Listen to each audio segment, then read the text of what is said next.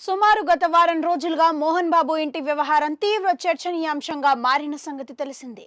ఎన్నో ట్విస్టులు, ఎన్నో కీలక పరిణామాలు, దాడులు, కేసులు, క్షమాపణలు వెరిసి అత్యంత హాట్ టాపిక్ గా మారింది.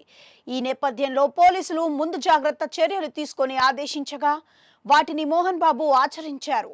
ఇందులో మోహన్ బాబు ప్రధానంగా ప్రాణహాని ఉందంటూ అటు మనోజ్, ఇటు మోహన్ బాబు ఫిర్యాదు చేసుకున్నారు. దీంతో పోలీసులు ముందు జాగ్రత్త చర్యలకు ఉపక్రమించారు.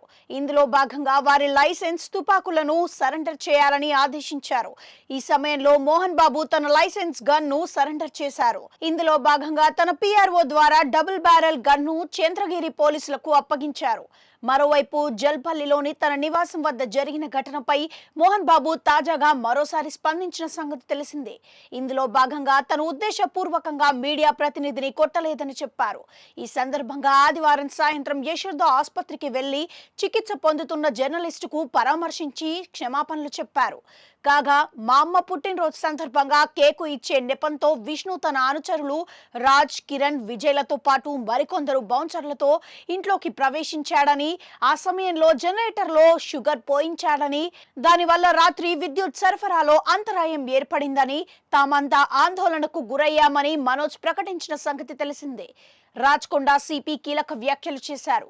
మరోపక్క మోహన్ బాబు ఫ్యామిలీ వ్యవహారం, అందిన ఫిర్యాదులు, నమోదనే కేసులు, తాజాగా మోహన్ బాబు తనపై ఫిర్యాదు చేసిన వ్యక్తిని కలవడం హాట్ టాపిక్ గా మారిన వేళ రాచకొండ సిపి సుధీర్ బాబు స్పందించారు.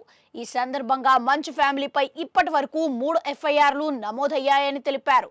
ఈ సందర్భంగా మోహన్ బాబు అరెస్టు విషయంలో ఆలస్యం ఏమీ లేదని, కోర్టు సమయం ఇచ్చిందని తెలిపారు. ఈ నేపథ్యంలో తాము మోహన్ బాబు మళ్లీ నోటీసు ఇస్తామని, అప్పుడు ఆయన హాజరవ్వాల్సి ఉంటుందని, అప్పటికి సమయం కావాలంటే తమకు తెలియజేయాలని, ఈ మేరకు బిఎన్ఎస్ 126 ప్రొవిజన్ ఉందని తెలిపారు. ఇదే సమయంలో మెరిట్స్ ని బట్టి వారెంట్ కూడా ఇష్యూ చేసే అవకాశం ఉంటుందని సిపి వెల్లడించారు. ఇక హత్యాయత్నం కేసుకు సంబంధించి ఫిర్యాదుదారుని మోహన్ బాబు వ్యక్తిగతంగా కలిశారని, దీనికి సంబంధించి పోలీసులకు ఎలాంటి సమాచారం ఇవ్వలేదని, అనుమతి తీసుకోలేదని తెలిపారు.